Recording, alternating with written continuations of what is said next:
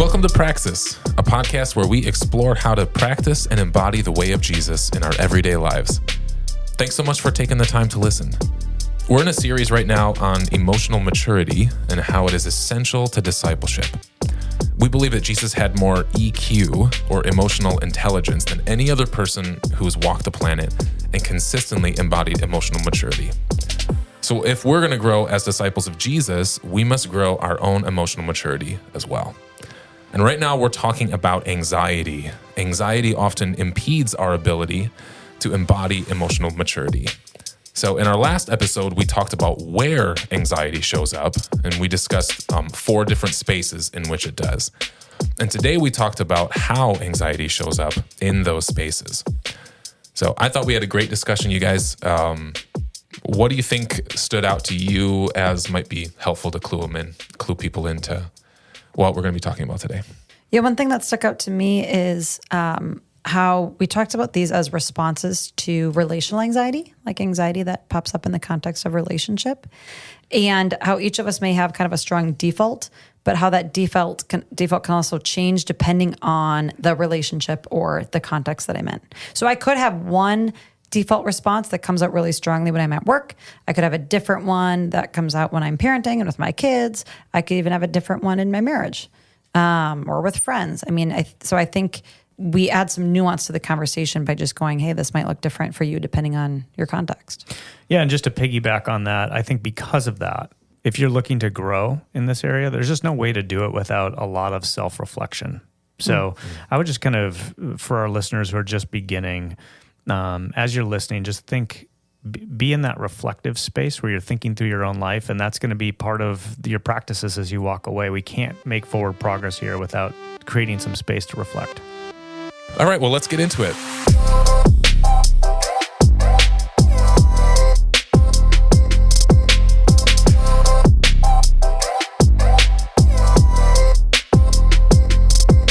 Welcome, everyone. My name is Katie. I'm Mac. And I'm Josiah. Well, hey, guys. So we are closing in on the end of summer here. Fall is right around the corner. And, normally I would say I'm kind of a summer person. Like, I like the heat. As hot as you can get it. Like, I'll take it. I like to sit in the sun.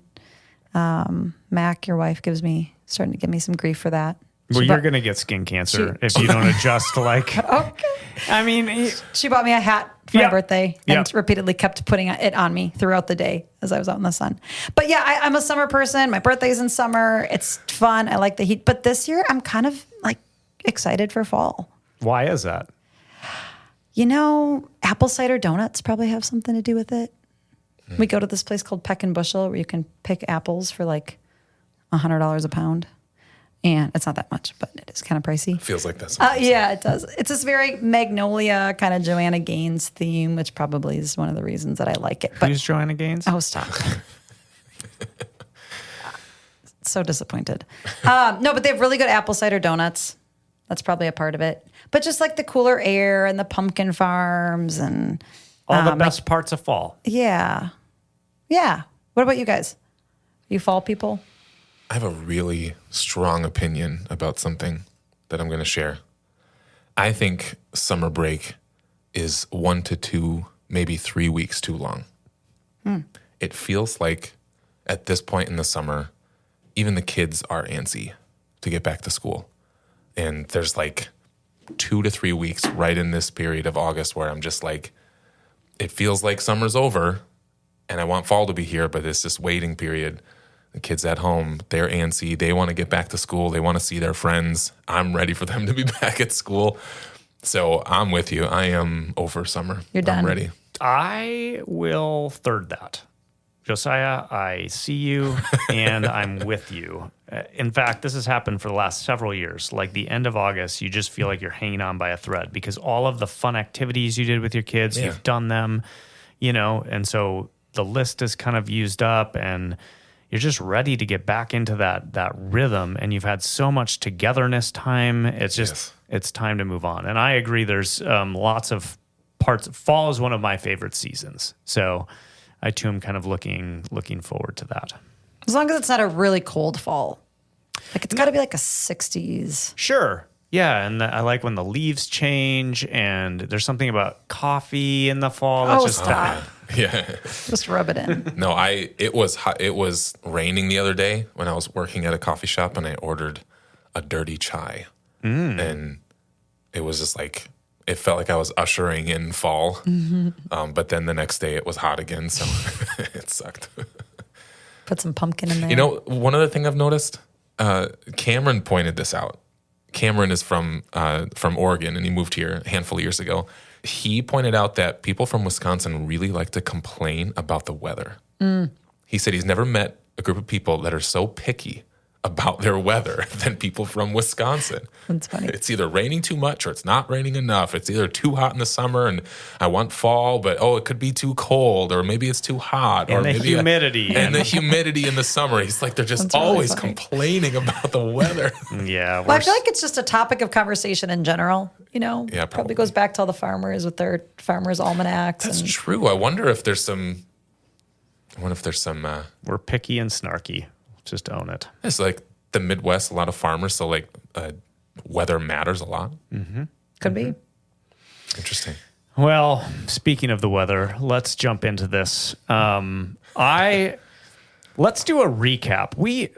Last episode was super long. I think it was like the longest episode we had recorded yet. We kind of threw a lot at our listeners, so I thought it might be helpful just to do like a quick recap of what we talked about to orient to where we're headed today. So we're in this series on emotional maturity, how it's essential to discipleship. Within this EQ conversation, we're taking some time to do a deep dive into anxiety, how our anxiety or our emotional reactivity impedes our best attempts to embody emotional maturity. Our anxiety messes us up. So just a quick review. Last time we did this distinction between acute and chronic anxiety. So acute anxiety is a response to a real threat that's short in duration, right? Josiah, you did a great job describing this. It's a transient state of unease in the face of a current threat. So like my son Griffin choking on pulled pork, his face literally turned blue or, purple, and I'm colorblind. Yeah, I was going to say, And, maybe you couldn't tell the difference. Couldn't tell the difference. All I know is his face was not a normal color. Josie has to do the Heimlich maneuver. This giant piece of pork flies out of his mouth. And, that's like an acute anxiety in that moment. Like this is an emergency. Chronic anxiety is different. It's a response to an imagined threat that has an enduring quality to it. It's an abiding sense of unease about an imagined or an anticipated threats. So, Katie, you'd mentioned, I like this metaphor of that power line kind of buzzing in the background, and you can almost ignore it or you can pay attention to it, right? It can be background noise. It's sort of like something simmering on the back burner. And I think this is the cultural water we're swimming in. We're living in a VUCA world, volatile, uncertain, complex, and ambiguous. So we've got acute anxiety, chronic anxiety, and anxiety isn't just worry. It's not just worrying about something. Murray Bowen, the pioneer of family systems theory, used the word emotional reactivity interchangeably with this word anxiety. And I like that because it's like anytime our emotive response is bigger than the circumstance, it's usually indicative that there's some underlying anxiety that's informing that situation. And the goal is never to eliminate anxiety, right? We talked about this. The goal isn't to eliminate it. That would be impossible. It's to notice it, name it, so that we can better manage ourselves within whatever circumstance we happen to be in, right? So you guys connecting with this summary? And then we talked about these 4 spaces that Steve Cuss gave us, 4 different places where anxiety can show up. The space in me, sort of internal anxiety, the space between me and another person, that's relational anxiety, the space within another person, someone else might be anxious, and then the space between others, a group of people, there might be anxiety between those involved. So all of that is review. We've got 4 spaces where anxiety can show up, and today we want to talk about how anxiety can show up in those spaces. So last time was where, now we're talking about how. And the goal here, once again, isn't to eliminate it, It's to notice it and name it so we can better manage ourselves. So I want to get into this. Anxious people do what anxious people do. This will just help you, because sometimes we can get frustrated or upset with ourselves or other people when they get anxious and then do stupid things. This is what anxiety does. It makes us stupid. So anxious people do what anxious people do.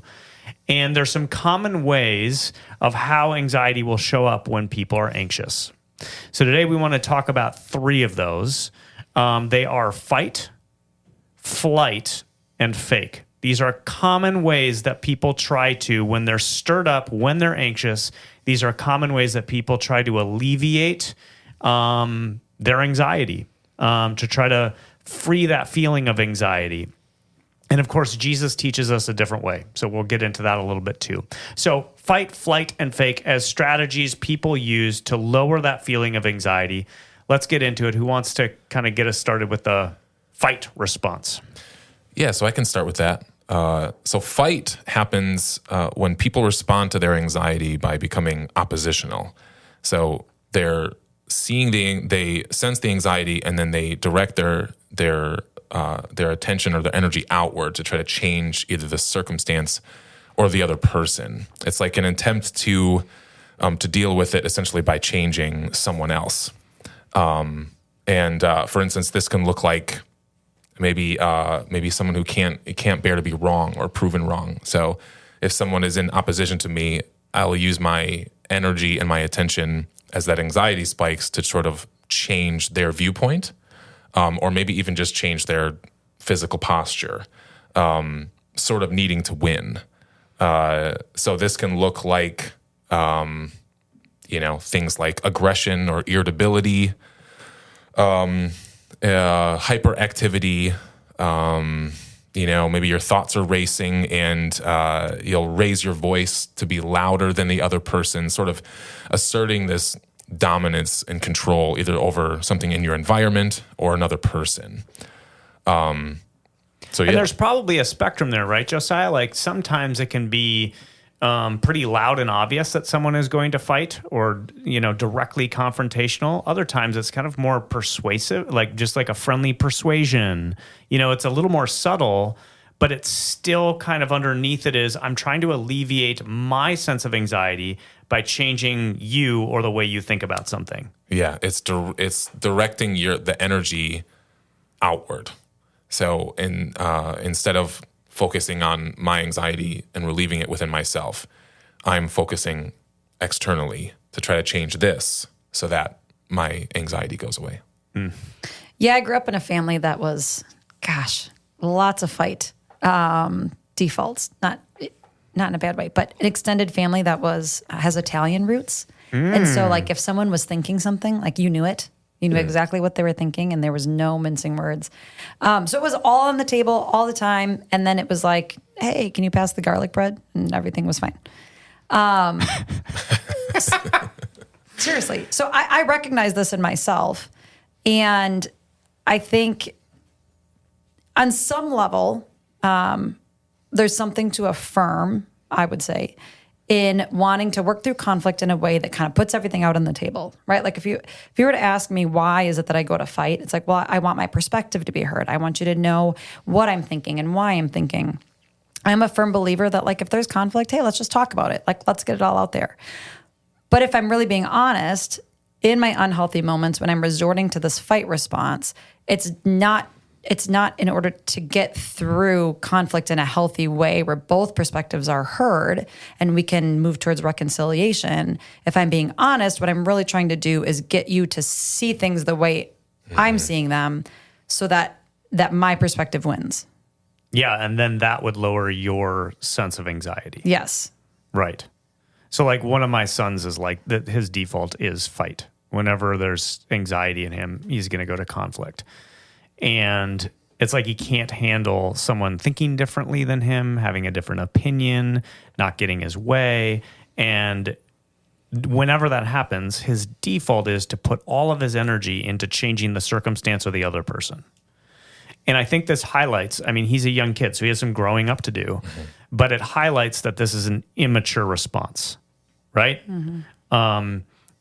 it reveals why fight is an immature response. The person can't handle someone else thinking differently. We wouldn't say that's a sign of maturity. The person is always trying to change someone else, how they're behaving or whatever. Also, not a mature response, right? Yeah, if I direct my sense of control that I need to have over my anxiety externally to someone else, that's where it sort of crumbles. Because fighting isn't necessarily bad. I mean, fighting, the word fighting can maybe have some negative connotations, but going toe to toe with someone that you're having trouble seeing eye to eye with is not inherently bad. In fact, I can think of lots of instances in which that's actually helped bring intimacy and closeness with someone. Is like you're feeling oppositional and you feel like there's distance, and I want to I sort of want to close the distance and really have a discussion about this and, maybe tell you how I'm feeling about it. But if my attempt to alleviate my anxiety goes away from trying to have control and self-control over myself, and it goes towards changing you, that's when we've sort of crossed into this unhealthy territory. You guys, and this happens to me all the time. Yeah, we know. I know. Parenting, right? Oh my gosh, yes. Like my kids won't be behaving the way I want them to behave, and that will make me anxious or reactive. And so what do? Like I get big and loud and I power up in order to get them in line. Mm-hmm. What is that? That's me being anxious about how they're behaving and then trying to change them with force, That's not me at my most mature parenting moment, right? Yeah. Well, I think it's worth noting, and maybe this is a generational thing, but good parenting has often been compared to, maybe in other eras, not as much anymore, as how much control you have over your kids' behavior. Mm-hmm. Being able to control your children's behavior is the mark of a good parent in some eyes. Yeah. Right? Yeah, if your kid misbehaves, get them back in line. You don't have control over your kids. They blame you as the parent. Yeah. Right. Yeah. You're the one who is responsible for that. Right. And although there obviously is some truth, you are responsible to your kids, right? To keep them safe and all whatever else there is. Obviously, we can see some problems in the statement that my kid's behavior is mine to control. Mm-hmm. As a reflection of me. It's a problematic statement. Yeah. Right. We should probably do a series on parenting at some point.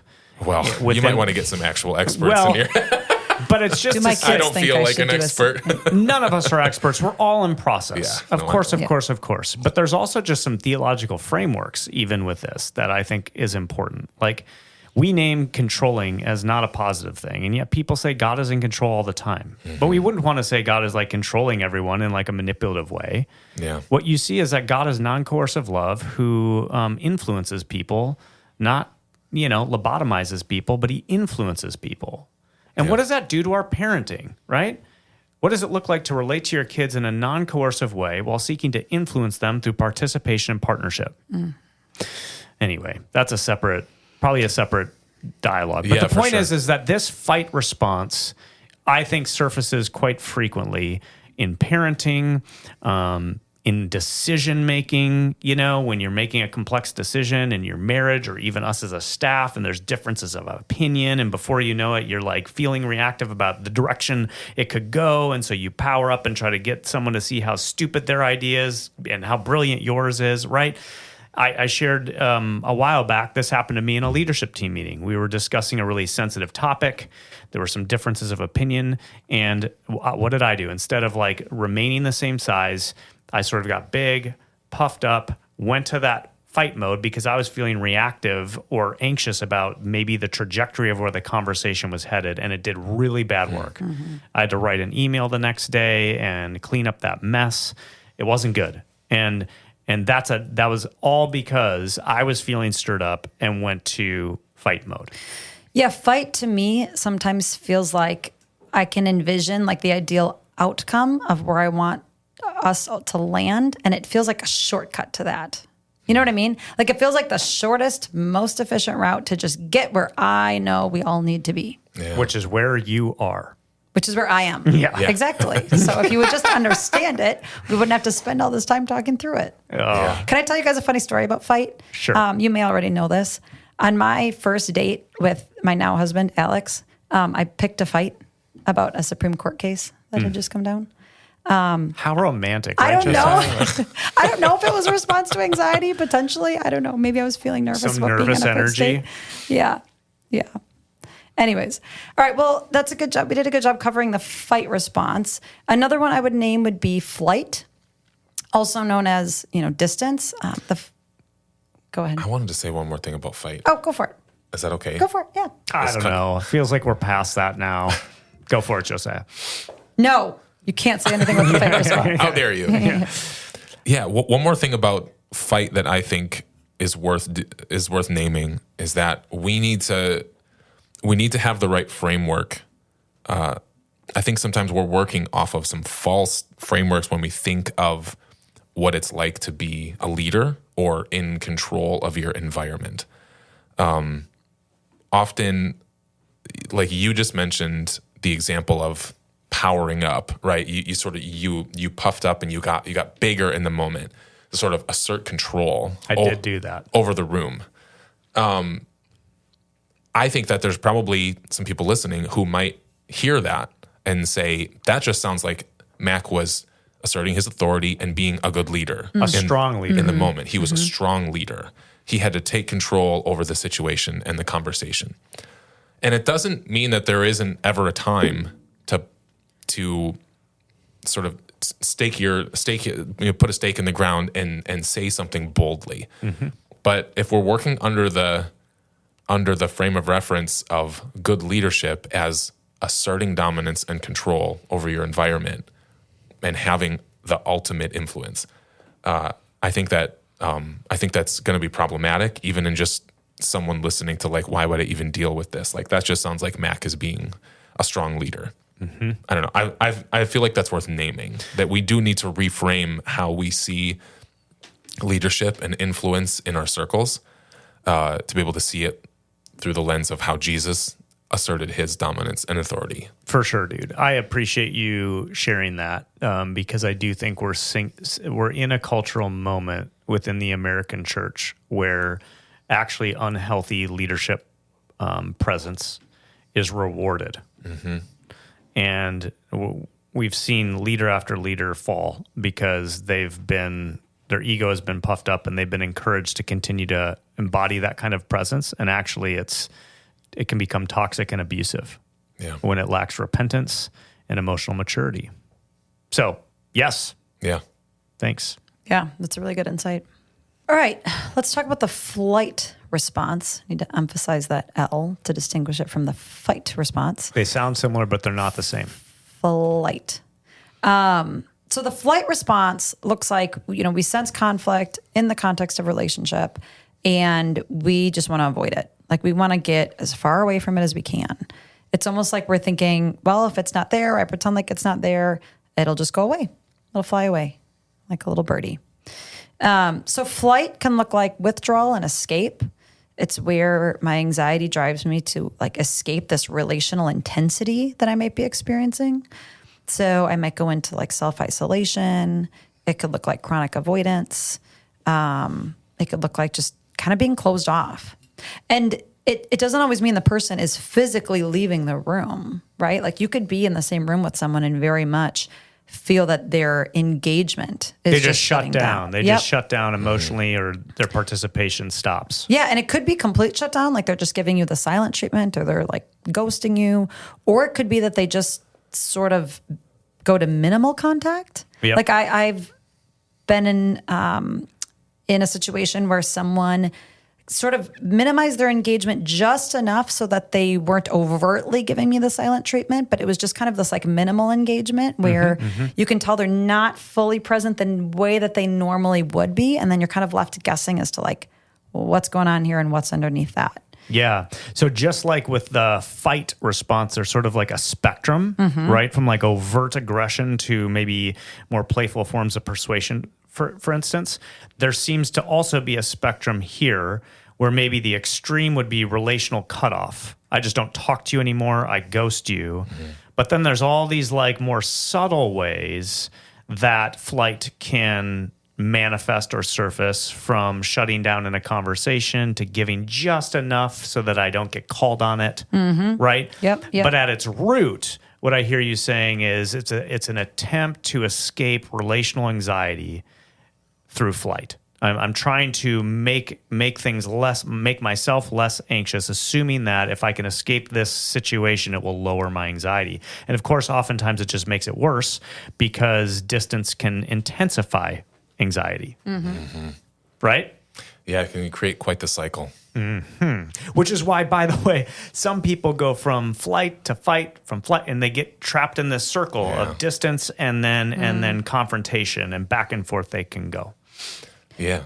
Yeah, in past episodes, we've talked about how anxiety is like a threat, right? Like I think we've used the idea of like if you're being chased by a bear, it's a good thing that your anxiety kicks in because it's trying to protect you from the threat. And flight is kind of like that. Like if you're actually being chased by a bear, if it's an acute source of anxiety, yes. Yeah. You want to actually run away. Do you want to run when a bear is chasing you? Kind of depends on which one, right? I think this depends on the type of bear. Okay. Yeah. Yeah. Well, Better let's know say it's your the bears, type of bear Katie. Better know your bears. Let's say it's the type of bear that you do want to run away from. That's sort of that flight instinct. There's a threat in front of me, and I want to get as far away as I can. Yeah. Yeah. If fight is my response, if fighting is a response to anxiety by asserting control over something else, flight is me responding to anxiety by just running away from it, just getting as far away from it as I can. And I think we can see that, especially when safety within relational dynamics is lower. Like if I don't sense that our relationship is secure, my attempts to assert myself and to make myself known is, I'm going to feel less permission to do that, because not only am I afraid of this, this feeling of tension between us, I'm also afraid of losing connection with you as a person. Yeah. Yeah. And, as we think about how this shows up, let me share like how this can show up with me and with other people. I'll start with other people. One way I've seen this happen a lot, if you're part of pastoral ministry or leadership in a church for an extended period of time, you're going to see people come and go. And if you were pastoring during COVID, you saw this a lot. And I've noticed this is a predominant response for people in the church, especially when there's like this consumer mentality where we kind of church shop and then decide which church we like the best. And if it doesn't work out, then I can kind of leave and just go to the next church that seems to hold promise for good programming or preaching or whatever. I notice this a lot, where people will be upset about something or start feeling tension around something that's happening in the community. And rather than facing it, which we'll talk about in a bit, they just slowly withdraw. They go into that flight mode to lower their anxiety about what might be happening in the community, rather than staying present and talking through it, right? That would be an example of like, that's not the healthiest move to do. There are times and reasons for leaving a church. Yeah. But what I'm saying is that our flight response isn't usually a mature response to the anxiety. It's an effort to escape the anxiety that actually increases the cycle that you're just going to keep doing that, which is why you see people going from one church to another church to another church. As soon as that church becomes less than perfect, they move on to the next one until that one becomes less than perfect, and so on and so forth. Yeah, and people do that with relationships too. Yes, they just cycle through relationships, kind of going through that honeymoon phase where we like all the same things, and then eventually there's differences that arise. They create that sense of anxiety, and slowly I disengage. Peace out. Yep. When we think of anxiety as something inherently bad, I think that it creates some bad references for us. It's one of the reasons why we jump to these conclusions. We sense this the spike of anxiety as like a threat to our well-being, when in reality, if we see anxiety as more of this sort of just force that exists and it rises and falls, I can have more of it or less of it.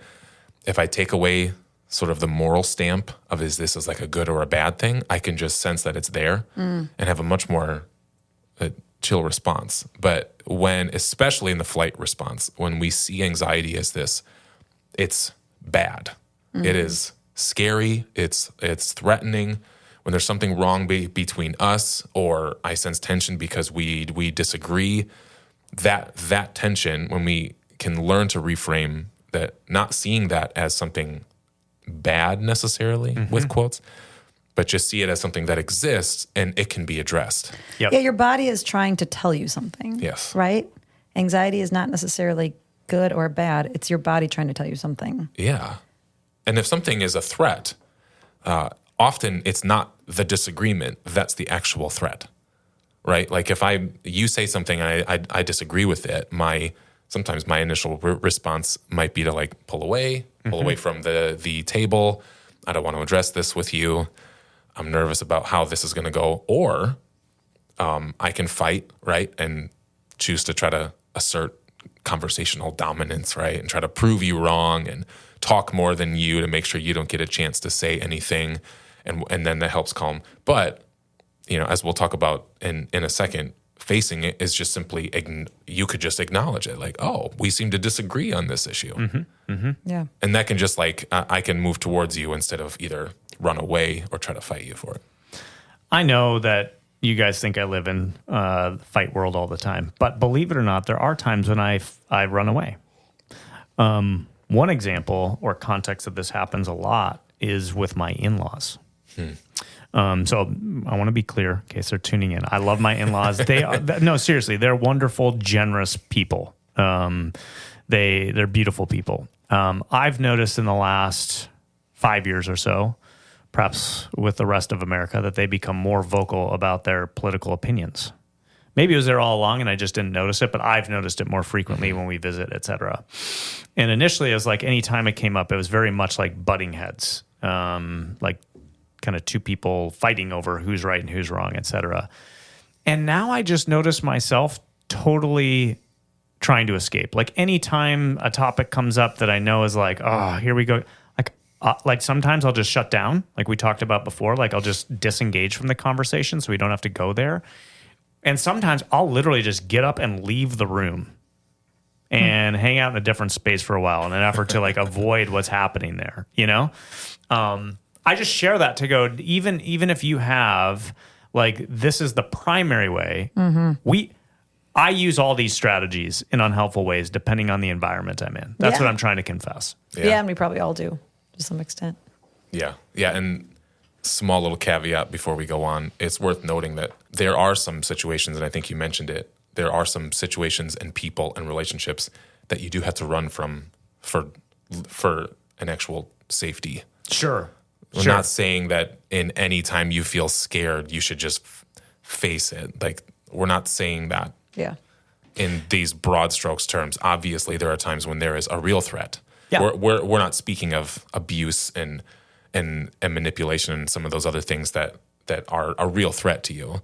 We're talking about times when there's a perceived threat with someone that there probably isn't an actual threat to your life and well-being. And that is what we're talking about when we're running from something. If it's a legitimate threat, well, you probably should. Right, for sure. And this is all different than just having boundaries too. Yeah. Like there might be a reason I don't engage because I'm operating out of principle and a sense of boundary that's different than I'm feeling anxious and I run away from the situation in order to lower my sense of anxiety. Right? So there are a lot of nuances here. Yeah. And we can't, of course, cover all of them, but just broad strokes. Fight is this effort to reduce my anxiety by exerting control over another person, their thinking, their way of being. Flight is an attempt to alleviate my sense of anxiety by escaping the relationship. And then fake. Okay, so let's dive into this one a little bit. A fake response is when it's more subtle, and perhaps it's even maybe a form of flight a little bit. It's a form of it's a very subtle form of putting distance in place. But it's basically turning the volume down on my anxiety by being really nice. Okay, so I try to lower my anxiety by ingratiating myself to the other person. Instead of facing the conflict in a relationship and talking through things, the move here is to stay nice on the surface in order to keep the peace. It's sort of a superficial niceness that does the work of actually avoiding the conflict itself. So with this response, a person might be smiling, but underneath the smile, they're gritting their teeth. Behind the smile might be a lot of anger and resentment. And man, like I grew up in the Midwest, as you did. I actually grew up in Minnesota, and they have this little phrase, Minnesota nice. Yeah. So we've been enculturated into this, that if someone else offends you or there's relational tension, you don't let that be known. You sort of cover it up with niceties in an effort to keep the peace. But of course, it's not peace. It's pseudo-peace, right? Yep. Yeah. So again, the big idea here is we avoid conflict. We avoid facing the anxiety that's present by sort of, another word would be fawning. Like we try to keep the other person happy, and we fake that sense of niceness to keep the peace. Yeah, the idea that comes to mind for me is you're trying to appease other people, and in doing so, you're denying your own needs. Yes. Right? Like you're people pleasing is what this really is. At your core, you're maybe appearing happy and agreeable, but underneath that, it's just an attempt to, like you said, Mac, ingratiate the person in order to avoid conflict. Because disappointing someone else would create anxiety for me. Mm-hmm. So in order to avoid that anxiety it would create for me, I keep the other person happy. Mm-hmm. Right? Yeah, I almost think of this as this is a little more like preemptive to anxiety. So if flight is, I notice the anxiety and I run away, this is like, I don't want there to be anxiety, so I'm going to get out ahead of it. Yeah, I'm going to relate to this person in a way that's fake. Yeah. I think of I just think of someone wearing a mask. Yes. Like, I don't want you to see who I really am. If you did know, that would be a problem. So I can only relate to you in this way that I know will be agreeable in this situation. And ultimately, it's just a dishonest response. Gosh, this frustrates me, you guys. And I'll tell you why. Because obviously I'm more on my anxious response is fight. And when someone goes to fight mode, they get big and loud and puffy, and it's obviously problematic. Okay? So my faults are sort of out there for everybody to see, which requires public repentance at times and so on and so forth. Yeah. But this one, you guys, is just as destructo. Like, as you just named, you're wearing a mask, you're being disingenuous, and you're lying, and yet there isn't the same acknowledgement that this is like corroding our sense of community and connection. Yeah. And it's just as problematic. Yeah. You know? Yeah, it's almost kind of sinister because I think, especially in Christian circles, this is I would imagine this is more of a problem than in other places. So just as a leader can be patted on the back for having strong convictions and having kind of a domineering presence, that's just strong leadership. Yeah. Christians can also get pats on the back because they remain kind and nice, right? Yeah. And we even like maybe attach fruit of the Spirit to it, like, you're just but it's not that. Yeah. Yeah, it's There's often not that. There's a lack of integration between what's happening internally and how you're showing up externally, and that incongruity is not good for your soul. No. And it's not good for relationships. Because if you don't know who I really am, how are we supposed to have an honest relationship? If you're relating to the people in your life by lying and lying to yourself that I don't really need this, I don't really need to advocate for my own needs, it's fine. I'll just figure out how to make nice with everybody else. That only works for so long. And then pretty soon the people that are in your life, they think they're close to you, but they don't really necessarily know the real you. Yeah. Yeah. Yeah, I agree with all of that. And yet I can also think of many times in my life when I have gone to fake. For me, I think about probably like high school, early adulthood. I feel like this response comes up more frequently for me when I'm with people that maybe aren't as assertive. So I named that I think I have a natural default response kind of to fight. And I feel really comfortable going there. Like if I know the person can handle it, and like if I know you're a fighter, like great, I'll meet you there. But when I tend to be around people who may be not as assertive, I start to tie it into a prior episode, I become overly attuned to the potential anxiety within them And I think because I'm so concerned about the anxiety within them, I feel like, well, this person isn't going to be able to handle my distinction or my tension. And then I feel myself go into fake. Whereas growth for me in that might look like, yeah, this person might be anxious as a result of me not agreeing with them. Or I feel like this a lot with like invitations to things. Like when I might get invited to something and in the moment I feel really pressured to say like, yeah, I'd love to do that. I think I've gotten healthier, but there's probably still a little bit of that where asserting myself might look like, you know what, actually I'm really busy this week and I just need time at home.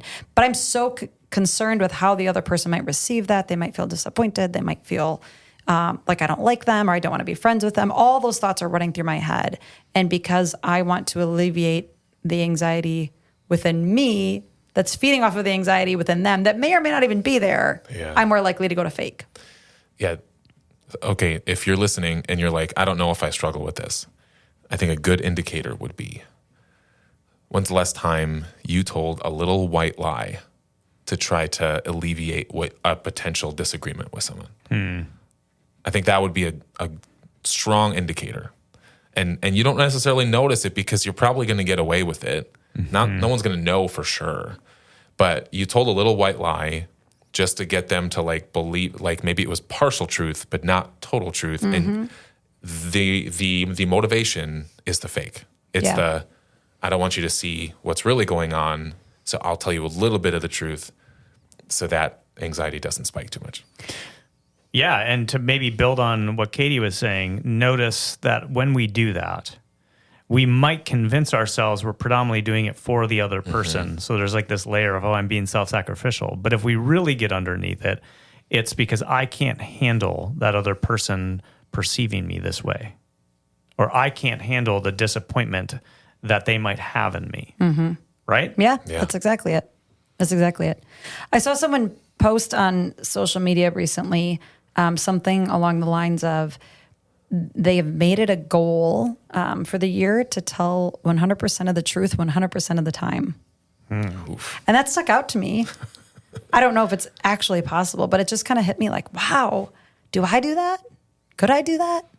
I think that's kind of what we're getting at. Like, think about what it would be to actually say what you're thinking and be really truthful. Yeah, and that isn't an excuse to be a jerk. No, truth is different than transparency. I can be truthful, but less transparent depending on the situation and what's appropriate. Sure. Yeah. You know? But I think we're supposed to live in the truth. I don't think we're supposed to put on that mask or say things that are untrue or fake or be disingenuine. But I don't need to say everything I'm thinking to someone with, you know what I mean, in order to be truthful. Right? Yeah. Okay, so I imagine, I'm confident, fairly confident, that all of us here today and those who are listening have all of these responses when they're anxious. But I also know that we probably have a default. You know what I mean? Like I've named mine as fight. For other people, it might be that flight response. How might someone identify their default? What would you guys say for our listeners? Like gaining some access to how do I figure out how I'm pivoting, out of my anxiety? Yeah. Well, I think there's a few ways. I think for one, just there are really helpful ways of just identifying maybe some of your own personality traits. And some of these defaults are really intertwined with how we're wired as people. They're not necessarily just, although they can form into habits and, things we have, a lot of it can be explained just by our sort of basic wiring, our family of origin, maybe the way we experienced growing up. We've mentioned that quite a bit where, you mentioned like you grew up in a family that was sort of like pretty assertive with their opinions and things. That sort of helps identify, I might have a default towards that in certain situations that I wasn't aware of before that. So I know that things like personality tests and assessments can be a little overused, and they definitely get co-opted by pop culture and social media and things like that. But I'm a strong believer in some of them as being really formative tools, as long as you're looking at yourself very, like, honestly. Yeah. But one way, I think what I hear you saying is one way we can figure out our defaults would be to look at the family we grew up in, our first formation, and maybe our personality. And that will give us some access to know, okay, I'm more likely to respond this way when experiencing anxiety. Yeah. Anything else? Yeah, I think that's helpful. Another thing, I guess I would reiterate something we've already touched on, which is that we may have different defaults depending on the context, right? So I already named, I feel like I'm more comfortable with fight with people who can handle it, and I maybe go to fake with people who I feel like can't. What would you guys add to that? Do you feel like you see yourself operate differently in different contexts? For sure. Power is a big one for me, I've noticed. So, for instance, I noticed that when I'm underneath someone who's in authority, I'm more likely to have a fake response to maintain that relational connection or, feel like there's a smooth relationship here. That's when I'm most likely to go to fake. At the same time, I've noticed being in a position of power and authority, other people are more likely to fake it with me than tell me what they really think. So I've had to work overtime to create environments where there's safety and trust to go, you don't have to fake it with me. You can be honest and genuine. You don't have to put the mask on, be genuine and sincere. We can handle that, So that would be an example of, like, sometimes I go to fight. There are certain contexts where I might run, and then there are certain scenarios where I might fake it for whatever reason, Yeah, I think the context is really important in identifying the default, because broad strokes, if I just say, like, oh yeah, I'm a fighter, that doesn't necessarily help me apply it to certain parts of my life. Like, if I look at home as a parent, I may be more prone to fight, to assert control.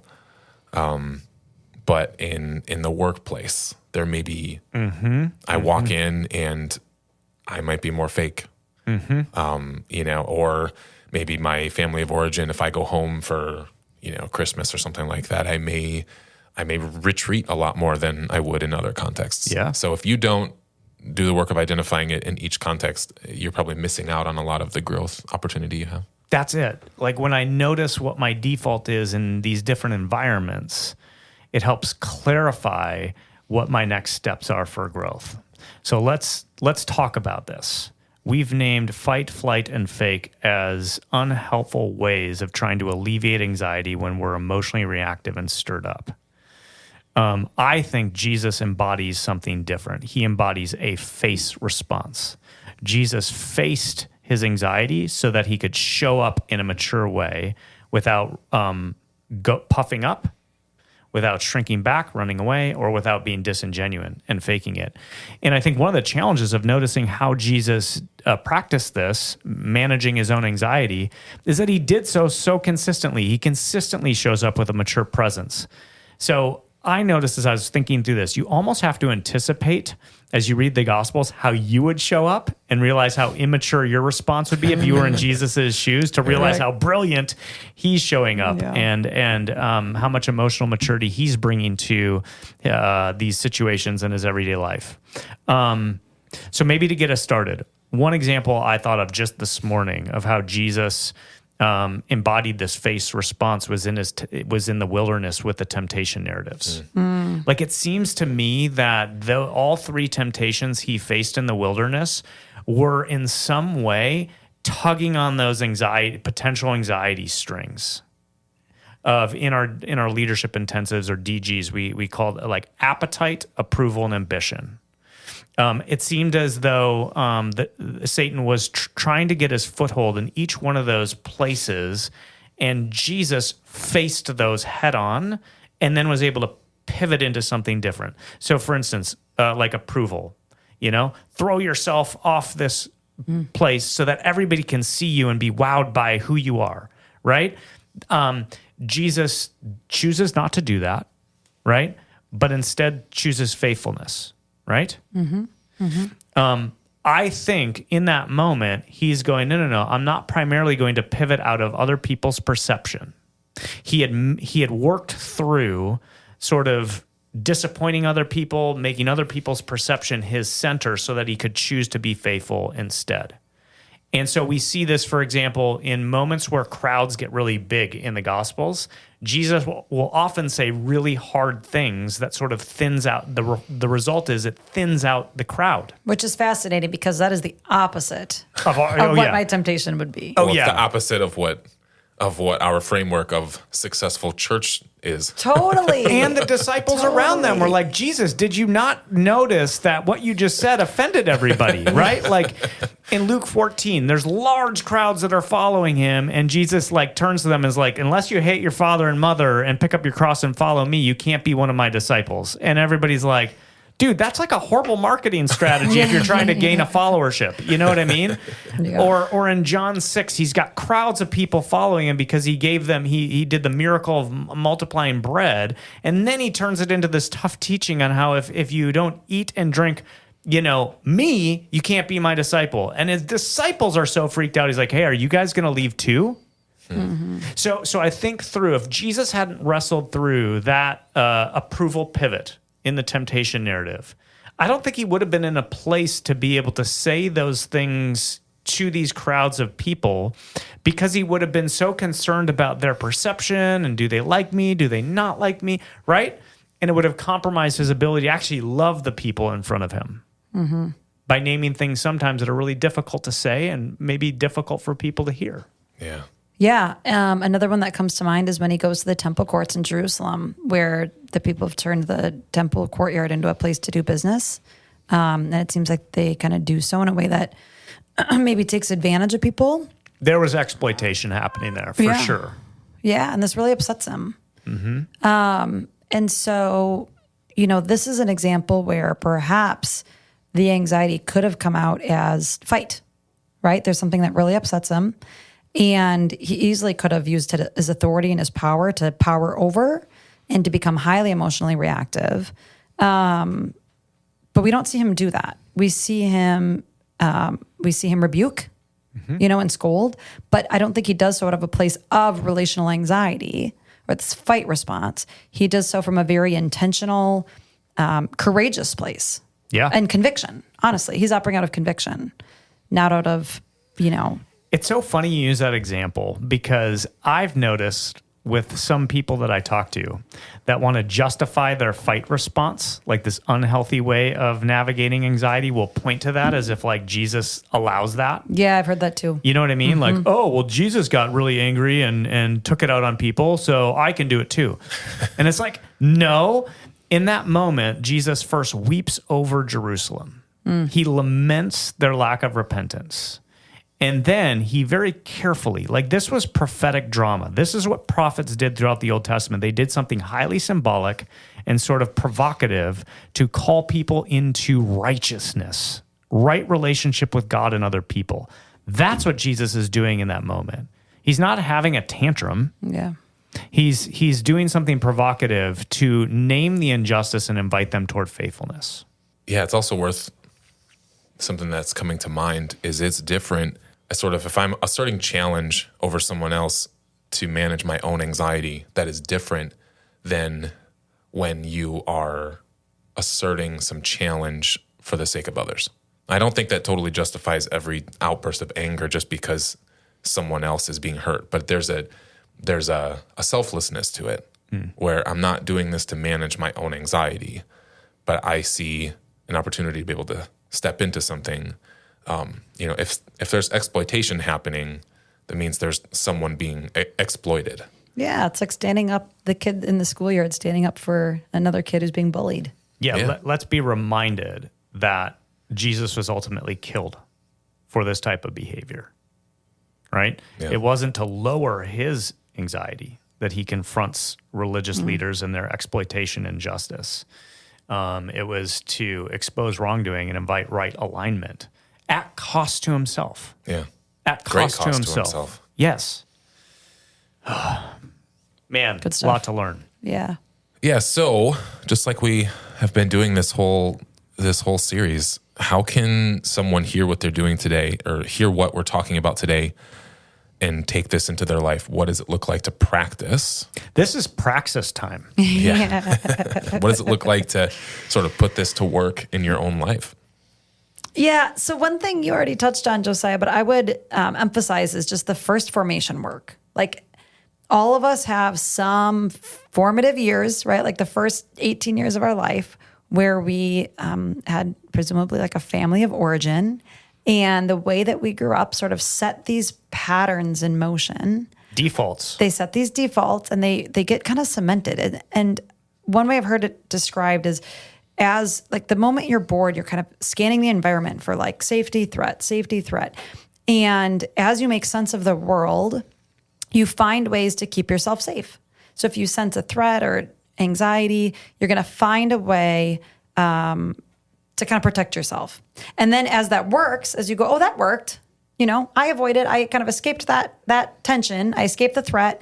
That worked. It gets ingrained in you. And so by the time we enter adulthood, we've got these patterns that have been practiced over and over and over. And they're literally like pathways in our brain that are so ingrained that we might not even notice them.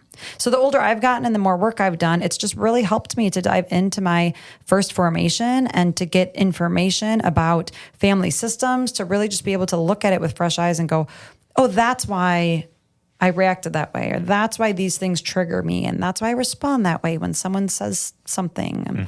And it's been really helpful and healing, I would say, for me. Yeah, maybe a tool there for someone who's like, well, okay, how do you do that? How do you start looking at your family of origin and noticing some of those defaults that might have been cemented or become pattern behavior? Is a genogram. So a genogram is just kind of like a fancy family tree where you do your research on both sides of the family and pay attention to how people related to each other. I did this a few years ago. I used a book called a Family Genogram Workbook. You just do it on Amazon, search for it. And it was really helpful to kind of look at a few generations back. Like, here are some of the struggles that people had in relating to each other, and here's how that gets passed on through the generations and informed the environment that I grew up in. And now that I'm passing on to the next generation, if I'm not thoughtful about it, Yeah. Yeah.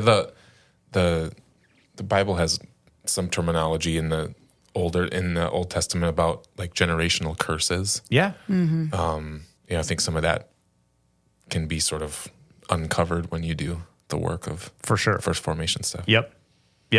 So a genogram is a helpful tool to uncover your first formation. What else? I mean, practices, to help people not respond out of fight, flight, or fake, but actually face their anxiety and then show up in a mature way. Yeah. Well, one of them would just be the different contexts we find ourselves in. So we talked about that earlier, that you may have different defaults for different areas of your life, different relationships. So taking a second in reflection, and even if you're not even journaling, just simply be like, I wonder how I show up at home with my kids. And just find one context, and you can do this with multiple, but find one and really start to reflect, how do I show up? And of course, we've talked about this before. You could include other people within that, someone you trust for their feedback, who's a genuine friend, and start to look at what those contexts look like for you. Yeah, so it sounds like the first two practices are probably going to be more reflective. Look at your first formation, then look at the context you're in. And then in light of that, it will expose sort of your defaults. And then you'll have a better idea of what your growth areas are, right? Like if I'm a flight over here, my growth area would be like to step towards it a little bit more, right? Yeah. So maybe a final practice I would name is just practice pivoting. Once you know your defaults, practice pivoting from your unhealthy default towards facing your anxiety and showing up with a mature presence. Pivot. Practice pivots. It reminds me of that Friends clip, where they're moving the couch. Oh, yeah. Totally. Ross keeps going, pivot. Yeah, it's so funny. Yeah, maybe you can play that while you're practicing pivot. Practice pivots. And of course, you can't eliminate anxiety. So the first step is just to name it. I'm feeling anxious. I'm feeling emotionally reactive. I'm feeling stirred up. I'm buzzing right now. Whatever phrase you need to tell yourself, and maybe if it's safe, the people around you. I know we practice that as a team. If one of us is getting stirred up, we just name that. I'm feeling stirred up right now. And then once you've named it, well, now all of a sudden, in light of the fact that I'm stirred up, I can go, okay, I'm aware of that. Now I can choose something different. I'm facing my anxiety. So now I don't need to puff up. I don't need to run away, and I don't need to fake it. I can choose to be present and face my anxiety and this situation in front of me. Yeah, I love that. What you just said, I want to underscore that we're not trying to find ways to make ourselves automatically just snap out of where we're at, right? We're trying to understand what's going on underneath the surface, validate whatever might be there to validate. For instance, if I'm a flighter, maybe I just need space. Like maybe I feel like, hey, this person seems to really be able to articulate what they need in the moment. I'm not really able to do that, and I need to ask for a break. Well, then do that. Yeah. Right? Don't flight out of your anxiety. Just say, hey, I need 10 minutes or an hour to kind of get my thoughts together and calm down and practice what it would look like to kind of pivot out of that place. Yeah. Yeah, or if you're a fight person, you notice you're getting stirred up. Normally, without that awareness, you might puff up. You could go, look, I'm feeling stirred up right now. And then that's the cue to ask questions and to get curious about the other person's perspective. You know what I mean? Yeah. Yeah, I have an example of this from my own life. I've worked here for almost 8 years now. Sheesh. I know. I don't think I've hardly done anything for 8 years. But yeah, so I worked here for 8 years. There were years on staff here. There was a lot of, people who came and went.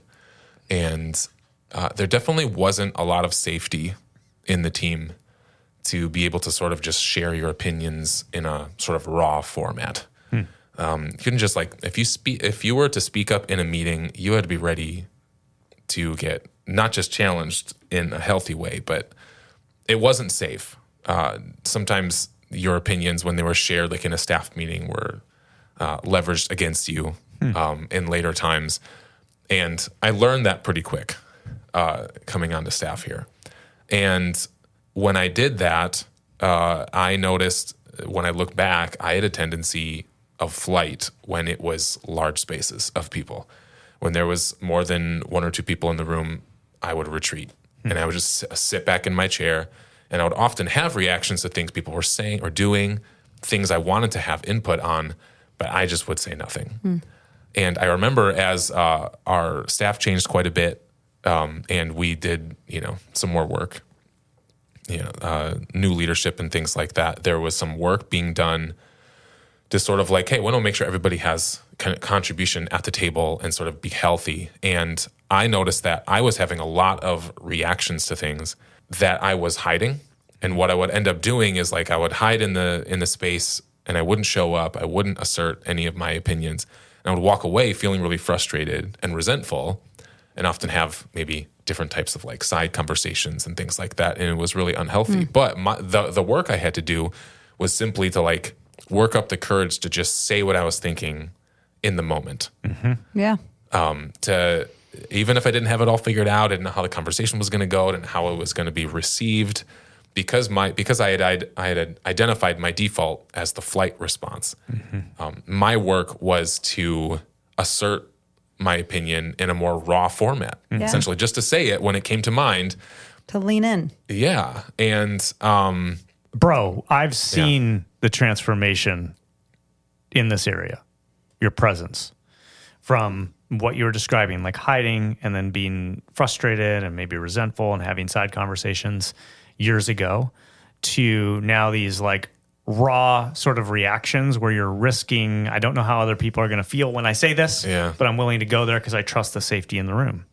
And I will confess, sometimes I delight and find your reactions quite comical. The Josiah reactions are really a hoot sometimes. So I've seen that growth in you. Yeah, it's been amazing.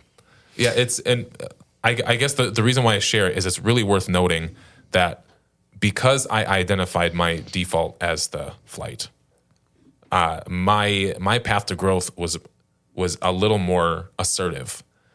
I needed to be more assertive with my opinion.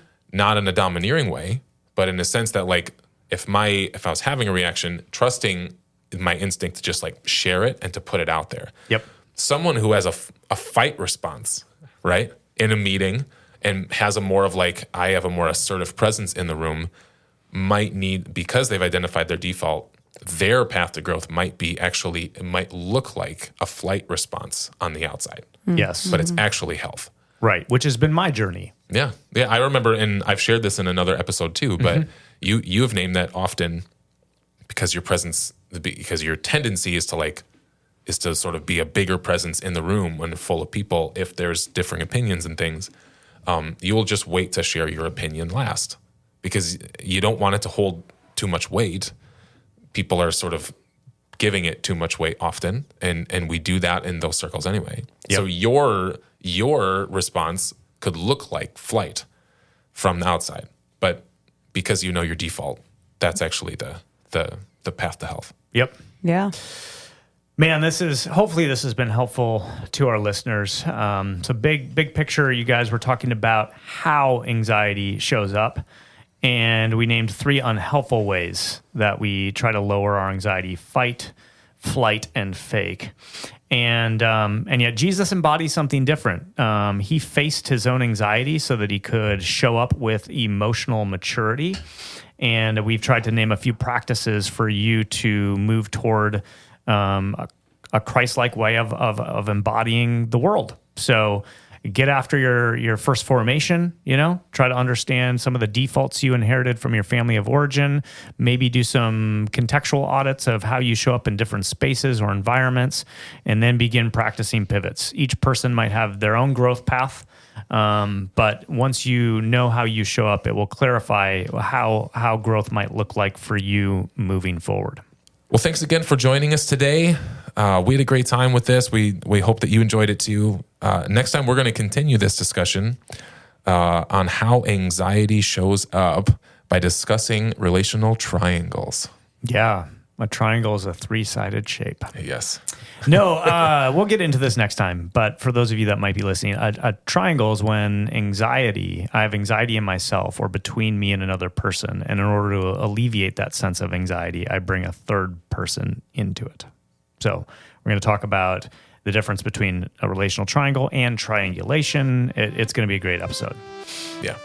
Yeah. So we hope that you'll continue to tune in, and we will see you next time. Praxis is recorded and produced at Crosspoint Community Church. You can find out more about the show and our church at crosspointwi.com. If you have any questions, comments, or have any suggestions for future topics, feel free to send us an email. Also, if you enjoy the show, consider leaving us a review. And if you haven't already, be sure to subscribe wherever you get your podcasts.